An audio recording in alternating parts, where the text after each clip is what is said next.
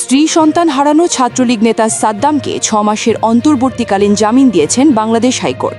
সোমবার তারিখে জামিন চেয়ে করা আবেদনের শুনানি শেষে বিচারপতি JBM হাসান ও বিচারপতি আজিজ আহমদ ভুইয়ার সমন্বয়ে গঠিত হাইকোর্ট বেঞ্চ রুলসহ এ আদেশ দেন। বর্তমানে সাদ্দাম যশোর জেলা কারাগারে বন্দী রয়েছেন।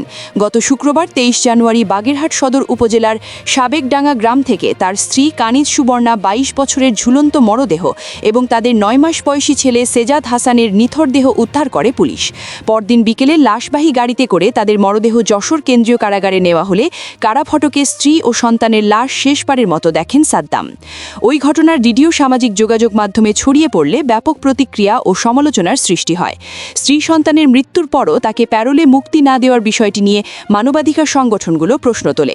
এর আগে 6টি মামলায় জামিন পেলেও সন্ত্রাসবিরোধী আইনে করা এই মামলায় নিম্ন আদালতে জামিন না পাওয়ায় গত সপ্তাহে হাইকোর্টে আবেদন করেন সাদ্দাম। আবেদনটি সোমবার আদালতের কার্যতালিকায় ওঠে। আদালতে জামিন আবেদনের পক্ষে শুনানি করেন জ্যেষ্ঠ আইনজীবী সাঈদ আহমদ রাজা। রাষ্ট্রপক্ষে শুনানি করেন deputy attorney general Sultana Akhtar Ruby ও মোহাম্মদ ফজলুল করিম মণ্ডল। শুনানি শেষে জ্যেষ্ঠ আইনজীবী সাঈদ আহমদ রাজা জানান, 2025 সালের 5 এপ্রিল সাদ্দামকে প্রথম গ্রেফতার করা হয়। সন্ত্রাসবিরোধী আইনের যে মামলায় তাকে গ্রেফতার দেখানো হয়েছিল সেই মামলার এজাহারে তার নাম ছিল না। পরবর্তীতে একের পর এক মামলায় তাকে গ্রেফতার দেখানো হয় এবং 6টি মামলায় তিনি জামিন পান।